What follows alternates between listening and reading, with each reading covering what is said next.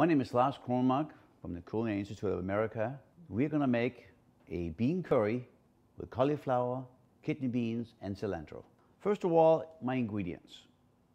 We start with canola oil, neutral oil, garlic, ginger, and cumin seeds. I choose cumin seed because I think it adds a little crunch to the dish. Onions, lots of onions, curry powder, a little bit of chopped green chilies. I use here serrano. You can certainly use jalapeno, but don't add the seeds. Cauliflower, my red kidney beans, some drained yogurt, Greek style, real thick, and some fresh cilantro. I have some vegetable stock here. You could use chicken stock if that is your preference, or even mushroom stock. So in this pan that I have preheated, first we add the oil, cumin seeds. Get a little toasty in here. I can smell them really wonderful. Just get them like a 15 seconds or so by themselves. Add the onions, add the garlic, so the garlic doesn't burn. I'm really want to make sure you add all these onions first. We can also put in our ginger. Basically the first 5 ingredients on your recipe. Let's turn the heat a little bit up. Cook this to slightly toasted, lightly brown. It's fine.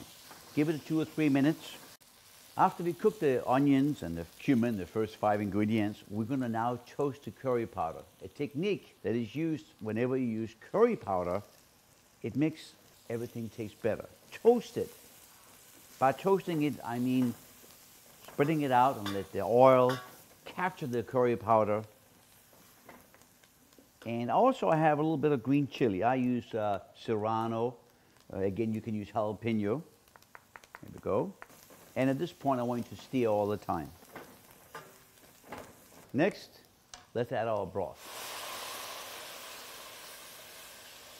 Each of my ladle is ½ a cup, so I know exactly that I have about 2½ cups in here right now. Have a little extra if you need to for later on. Let's bring this to a simmer.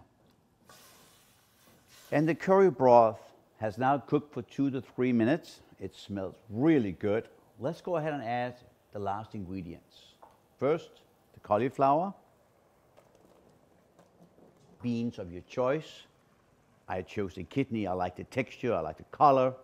Stir this around. And now if you look into the pot, I want to add a little more stock, ½ a cup. There we go.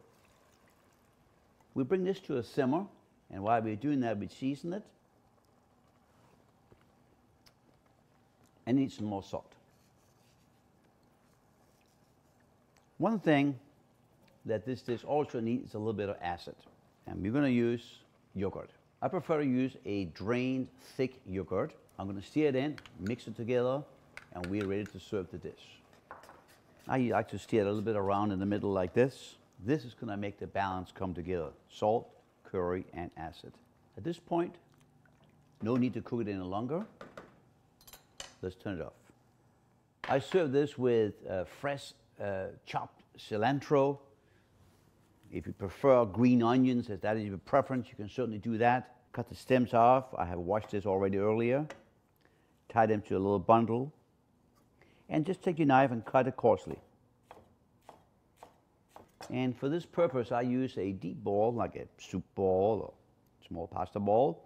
And we're going to go ahead and serve this with rice. I have some pre-cooked basmati rice here that I want to put in the bowl first. Add on one side of the bowl for a little presentation technique, the rice, and then scoop on the other side your delicious bean cauliflower curry ball. Chop this with delicious fresh chopped cilantro. And here is our delicious bean curry ball with cauliflower and basmati rice and kidney beans.